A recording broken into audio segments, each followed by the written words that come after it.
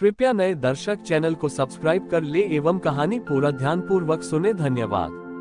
विंध्याचल के घने जंगलों के बीच जहां इंसानों की बस्ती समाप्त होती थी, वहां एक अत्यंत प्राचीन और जर्जर शिव मंदिर था। इस मंदिर की विशेषता ये थी कि इसके चारों ओर कोई छत नहीं थी, केवल 8 विशाल पत्थरों के स्तंभ थे और बीच में एक विशाल प्राकृतिक रूप से उभरा हुआ भूतेश्वर शिवलिंग था। इस मंदिर के इकलौते सेवक थे रामशरण। रामशरण कोई सीखे पढ़ाए पुजारी नहीं थे, वे उस जंगल के पास रहने वाले एक अत्यंत सीधे साधे और वृद्ध वनवासी थे। उनका पूरा जीवन उस निर्जन स्थान पर महादेव के साथ ही बीता था। वे सुबह उठकर जंगली कंदमूल लाते, नदी से जल लाते और बेलपत्र के बजाय जंगली फूलों से ही महादेव का श्रृंगार करते थे। रामशरण के जीवन की केवल एक ही सबसे बड़ी कमजोरी थी, उनकी शॉर्ट टर्म मेमोरी, अल्पकालिक स्मृति। वे कोई भी बात, घटना या व्यक्ति का नाम कुछ ही घंटों में भूल जाते थे। यहाँ तक कि वे कभी कभी यह भी भूल जाते थे कि उन्होंने सुबह भोजन किया था या नहीं। परंतु एक चीज थी जो उनके अंतर्मन में ऐसी छपी थी जिसे वे कभी नहीं भूलते थे, वह था ओम नमः शिवाय का महामंत्र और अपने प्रभु महादेव की सेवा। एक बार उस क्षेत्र में भयानक टिड्डियों के दल और सूखे का प्रकोप हुआ, जिससे जंगलों के फल फूल नष्ट होने लगे। रामशरण को महादेव की पूजा के लिए फूल और कंदमूल मिलना कठिन हो गया। वे सुबह निकलते, घंटों भटकते, पर जब तक मंदिर लौटते वे भूल जाते कि वे क्या ढूंढने निकले थे। वे खाली हाथ लौट आते और शिवलिंग के सामने बैठकर रोने लगते, हे भोलेनाथ, मेरा ये भुलक्कड़ दिमाग आपकी सेवा के आड़े आ रहा है, मुझे क्षमा करना। उसी समय उस राज्य के राजा के प्रधान तांत्रिक भैरवानंद वहां से गुजरे। भैरवानंद तंत्र मंत्र के बहुत बड़े ज्ञाता थे, लेकिन उनका मन असीम शक्तियों को पाकर सिद्ध बनने की लालसा से भरा था। उन्होंने भूतेश्वर शिवलिंग की प्राचीन गाथा सुनी थी कि जो कोई भी इस शिवलिंग के सामने बैठकर लगातार 7 दिनों तक बिना विचलित हुए एक गुप्त महायज्ञ करेगा, उसे असीम सिद्धियां प्राप्त होंगी। भैरवानंद अपने चेलों के साथ उस जर्जर मंदिर में पहुंचे। उन्होंने रामशरण को वहां फटे हाल में बैठे देखा। भैरवानंद ने अहंकार से कहा, बूढ़े, हट यहाँ से, ये स्थान अब मेरी तंत्र साधना के लिए आरक्षित है। तू वैसे भी आधा पागल और भुलक्कड़ है, तुझसे इस जागृत शिवलिंग की सेवा क्या होगी। रामशरण ने हाथ जोड़कर कहा, महाराज, मैं तो यही कोने में पड़ा रहूंगा, आप अपनी पूजा करें, बस मुझे मेरे बाबा के चरणों में रहने दें। भैरवानंद ने उन्हें एक कोने में बैठने की अनुमति दे दी, क्योंकि वे जानते थे कि यह बूढ़ा वैसे भी कुछ समय बाद सब भूल जाएगा। भैरवानंद ने एक तांत्रिक वेदी बनाई और अपना कठिन अनुष्ठान शुरू किया। वे मंत्रों का ऐसा तीव्र और तीखा उच्चारण करते थे कि आसपास का वातावरण भारी होने लगा। उनके मन में केवल शक्ति पाने का स्वार्थ था। 6 दिन बीत गए, अनुष्ठान अपने अंतिम चरण में था। 7वें दिन की आधी रात को, जब भैरवानंद अपनी अंतिम आहुति देने वाले थे, अचानक जंगल में एक भयानक तूफान उठा। मंदिर के विशाल पत्थर के स्तंभ कांपने लगे। भैरवानंद का ध्यान भटकने लगा। तभी यज्ञ कुंड से एक भयंकर काली छाया प्रकट हुई, जो भैरवानंद की परीक्षा लेने के लिए महादेव के गणों द्वारा भेजी गई थी। भैरवानंद उस छाया को देखकर भयभीत हो गए। उनका मंत्रोच्चार रुक गया। उनका सारा तंत्र ज्ञान और अहंकार उस भयावह दृश्य के सामने धराशायी हो गया। वे डरकर चिल्लाए, यह क्या हो रहा है, मेरी साधना भंग हो रही है। तभी कोने में बैठे वृद्ध रामशरण उठे। वे भूल चुके थे कि भैरवानंद कौन है, वे ये भी भूल चुके थे कि वे खुद कहाँ हैं। उन्हें बस इतना याद था कि सामने उनके महादेव का शिवलिंग है और उस पर कोई विपत्ति आने वाली है। रामशरण बिना किसी डर के उस काली छाया और उठते तूफान के बीच सीधे शिवलिंग के पास पहुंचे। उन्होंने अपने कांपते हाथों से शिवलिंग को गले लगा लिया और अपनी पूरी ताकत से चिल्लाए, ओम नमः शिवाय, मेरे बाबा को कोई हाथ नहीं लगाएगा। जैसे ही रामशरण ने निश्चल भाव से महादेव को पुकारा, उस जर्जर मंदिर की कोई छत न होने के कारण सीधे आकाश से एक अत्यंत शीतल दूधिया प्रकाश की किरण शिवलिंग पर और रामशरण पर पड़ी। वह काली तांत्रिक छाया उस प्रकाश में विलीन हो गई। तूफान एक पल में थम गया। उस प्रकाश पुंज के भीतर से साक्षात सदाशिव महादेव प्रकट हुए। उनके गले में मुंडमाला नहीं, बल्कि श्वेत पुष्पों की माला थी। उनका रूप इतना सौम्य था कि उसे देखकर ही मन शांत हो जाए। भैरवानंद घुटनों के बल गिर पड़े और हौंफते हुए बोले, प्रभु, मैंने 7 दिनों तक बिना सोए इतने कठिन मंत्रों का जाप किया, फिर भी आपने मुझे दर्शन देने के बजाय इस अज्ञानी और भुलक्कड़ बूढ़े की पुकार सुनी। ऐसा क्यों? महादेव ने मंद हास्य के साथ भैरवानंद की ओर देखा और कहा, भैरवानंद, तुम्हारा ज्ञान और तुम्हारी स्मृति तुम्हारे अहंकार का कारण बन गए थे। तुम मंत्रों को याद रखते थे, पर उनके पीछे छिपे प्रेम को भूल गए थे। और इस रामशरण को देखो, ये संसार की हर बात भूल जाता है, यहाँ तक कि अपना अस्तित्व भी भूल जाता है। पर जो सब कुछ भूलकर भी केवल मुझे याद रखता है, वही मेरा सबसे प्रिय भक्त है। इसकी विस्मृति ही इसकी सबसे बड़ी पवित्रता है, क्योंकि इसके मन में किसी के प्रति कोई द्वेष या स्वार्थ टिक ही नहीं पाता। महादेव ने आगे बढ़कर रामशरण के मस्तक को छुआ। उस स्पर्श से रामशरण की भूलने की बीमारी ठीक नहीं हुई, क्योंकि महादेव जानते थे कि रामशरण का वह भोलापन ही उसकी सबसे बड़ी शक्ति थी। लेकिन महादेव ने उन्हें आशीष दिया कि जब भी वे पूजा के लिए निकलेंगे, प्रकृति स्वयं उनके हाथों में सबसे सुंदर फूल लाकर सौंप देगी। महादेव अंतर्ध्यान हो गए।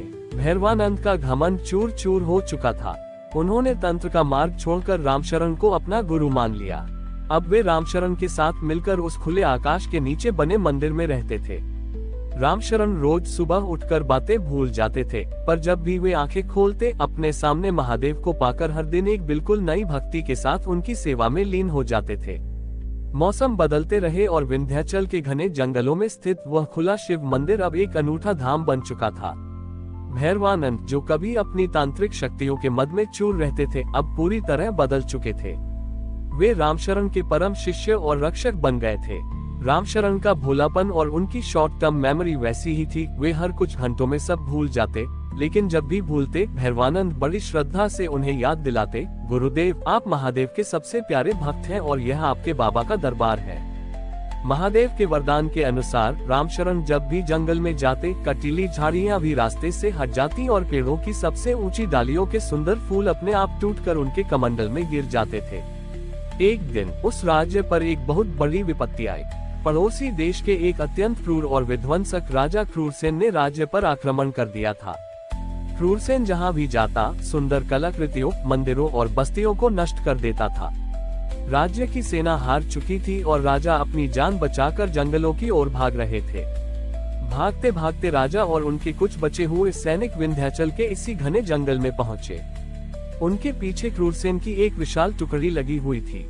राजा थककर चूर हो चुके थे और सीधे उस जर्जर शिव मंदिर के प्रांगण में आकर गिर पड़े। भैरवानंद ने राजा को पहचान लिया। राजा ने हौंकते हुए कहा, भैरवानंद जी, सर्वनाश हो गया। क्रूरसेन की सेना इस जंगल को घेर चुकी है। वे हमारे साथ इस प्राचीन पवित्र मंदिर को भी मिट्टी में मिला देंगे। अब केवल आपका तंत्र मंत्र ही हमें बचा सकता है। भैरवानंद ने दुखी होकर कहा, राजन, मैंने तंत्र का मार्ग वर्षों पहले त्याग दिया है। अब मेरे पास कोई तांत्रिक शक्ति नहीं है। ये सुनकर राजा और सैनिक हताश हो गए। तभी क्रूरसेन अपने सैकड़ों क्रूर सैनिकों और घोड़ों के साथ मंदिर के खुले प्रांगण में दाखिल हुआ। उसके हाथ में खून से सनी तलवार थी। उसने मंदिर के 8 विशाल स्तंभों और बीच में स्थित भूतेश्वर शिवलिंग को देखा। क्रूरसेन अट्टहास करते हुए चिल्लाया, तो यह है तुम्हारी आखिरी शरण। इस खुले आसमान के नीचे पड़े पत्थर के सामने घुटने टेक रहे हो। सैनिकों, इस राजा को बंदी बनाओ और इस शिवलिंग को तोड़कर इसके टुकड़े टुकड़े कर दो। जैसे ही सैनिक आगे बढ़े, भैरवानंद और राजा के सैनिक अपनी तलवारें खींचकर सामने आ गए। तभी मंदिर के भीतर से वृद्ध रामशरण हाथ में फूलों की टोकरी लिए बाहर आए। वे बिल्कुल शांत थे, क्योंकि वे भूल चुके थे कि देश में कोई युद्ध चल रहा है या ये क्रूरसेन कौन है। उन्हें बस इतना दिख रहा था कि कुछ लोग हथियार लेकर उनके बाबा के घर में शोर मचा रहे हैं। रामशरण सीधे क्रूरसेन के पास गए और बड़े भोलेपन से बोले, बेटा, इतनी जोर से क्यों चिल्ला रहे हो? मेरे बाबा सो रहे हैं, वे जाग जाएंगे। और तुम्हारे हाथ में ये लोहे की नुकीली चीज क्या है? इससे किसी को चोट लग जाएगी। ये फूल लो और बाबा पर चढ़ा दो, मन शांत हो जाएगा। क्रूरसेन स्तब्ध रह गया। उसने आज तक ऐसा इंसान नहीं देखा था जो उसकी तलवार देखकर डरा नहीं, बल्कि उसे फूल दे रहा था। पर उसका क्रूर हृदय पिघला नहीं।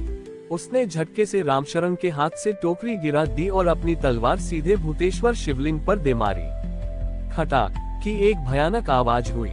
तलवार जैसे ही शिवलिंग से टकराए, उसमें से कोई चिंगारी नहीं निकली, बल्कि एक अत्यंत गहरा, अलौकिक डमरू का नाद गूंजा। डम डम डम। उस ध्वनि के गूंजते ही हवा की गति रुक गई।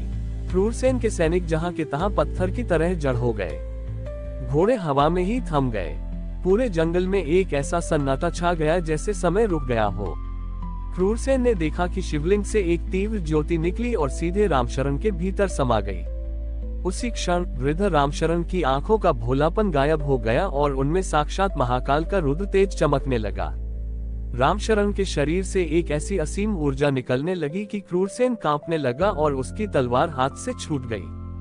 रामशरण ने अत्यंत गंभीर और भारी आवाज में, जो सीधे आकाश से आती हुई लग रही थी, कहा, क्रूरसेन, जो सत्ता के मद में आकर प्रकृति और आस्था का विनाश करता है, उसका अंत निश्चित है।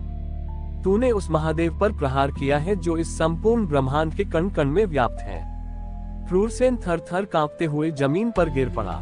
उसे लगा कि अब उसका अंत निश्चित है। उसने गिड़गिड़ाते हुए कहा, मुझे क्षमा करें, मुझे क्षमा करें। लेकिन महादेव तो आशुतोष हैं। जैसे ही क्रूरसेन का अहंकार टूटा, रामशरण के भीतर से वह रुद्र तेज धीरे धीरे शांत हो गया।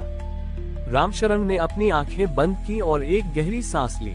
जब उन्होंने दोबारा आंखें खोली तो उनकी आंखें फिर से वैसी ही भोली और शांत हो चुकी थी। वे अपने सामने घुटने टेककर रो रहे क्रूरसेन को देखकर चकित रह गए। रामशरण भूल चुके थे कि एक पल पहले क्या हुआ था। उन्होंने नीचे गिरे हुए फूलों को उठाया, क्रूरसेन के सिर पर रखा और मुस्कुराते हुए बोले, अरे बेटा, तुम रो क्यों रहे हो? बाबा के दरबार में कोई नहीं रोता। लो, ये फूल बाबा को चढ़ा दो, सब ठीक हो जाएगा। क्रूरसेन की आत्मा इस अद्भुत करुणा को देखकर पूरी तरह बदल गई। जिसे महाकाल का रुद्र रूप न डरा सका, उसे रामशरण के इस भोलेपन और विस्मृति ने जीत लिया। क्रूरसेन ने अपनी सेना को वापस लौटने का आदेश दिया और हमेशा के लिए युद्ध का मार्ग त्याग दिया। राजा और भैरवानंद ने देखा कि रामशरण फिर से मंदिर के कोने में जाकर शिवलिंग को साफ करने में लग गए थे, जैसे कुछ हुआ ही न हो। वे समझ गए कि महादेव ने रामशरण की विस्मृति को ही अपना सबसे बड़ा अस्त्र बनाया है, क्योंकि जो सब कुछ भूलकर केवल प्रेम करना जानता है, उसके भीतर स्वयं शिव निवास करते हैं। विंध्याचल का वह खुला शिव मंदिर अब एक ऐसे धाम में बदल चुका था जहां सीमाओं और देशों के भेद मिट चुके थे।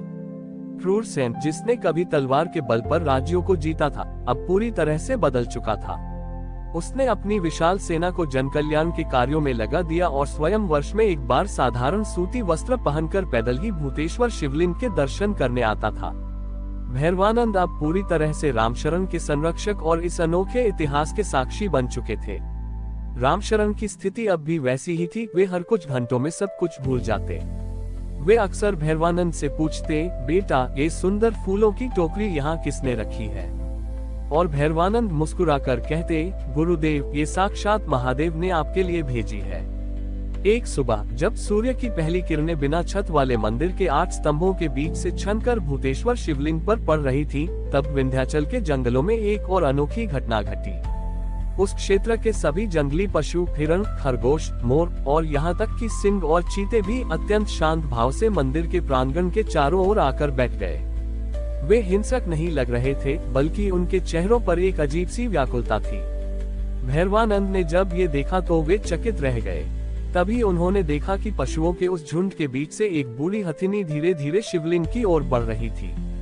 उस हथिनी की आंखों से अविरल आंसू बह रहे थे और वह अपनी सूंड में पानी का एक छोटा सा कलश दबाए हुए थी, जिसे उसने शायद पास की नदी से भरा था। वृद्ध रामशरण अपनी फूलों की टोकरी लेकर बाहर आए।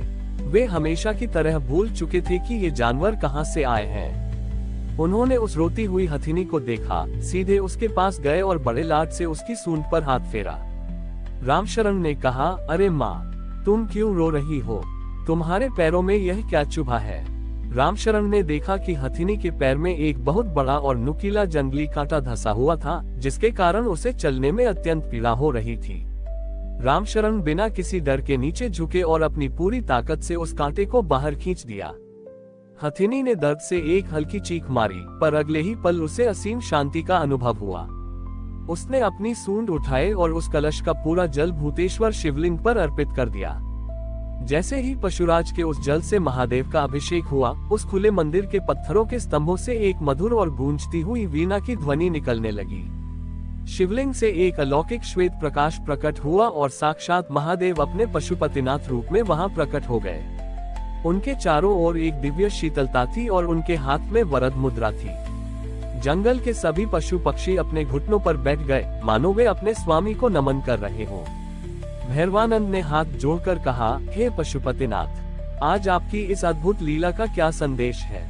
महादेव ने मंद मुस्कान के साथ रामशरण और उन मूक पशुओं की ओर देखा और गंभीर वाणी में कहा, भैरवानंद, संसार समझता है कि भक्ति केवल मनुष्यों का विशेषाधिकार है, पर इस रामशरण की विस्मृति को देखो, यह इंसानी भाषा और स्मृतियों को भूल चुका है, इसलिए यह इन मूक पशुओं की भाषा को उनके दर्द के माध्यम से सीधे समझ लेता है। ये हथिनी कई दिनों से इस कांटे की पीड़ा में थी, पर इसके भीतर का विश्वास इसे मेरे पास ले आया।